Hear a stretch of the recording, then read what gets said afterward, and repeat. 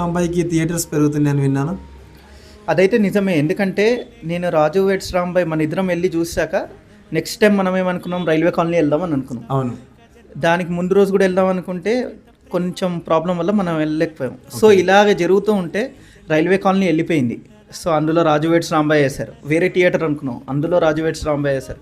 ఇంకా ప్రేమంటే అని రాజు వెడ్స్ ఇది కాక ఇంకేదో వచ్చింది. సో ఇలా అది కూడా వచ్చింది. సో ఇలా రిలీజ్ అవుతూనే ఉన్నాయి. కానీ ప్రతి థియేటర్ ఖాళీ అవుతూ రాజు వెడ్స్ రాంబాయ్కి ఎక్కువ షోస్ ఇస్తున్నారు.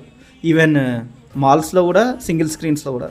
సో బడ్జెట్ కూడా బ్రేక్ ఈవెన్ అయిపోయిందని విన్నాను. 9 CR వచ్చింది.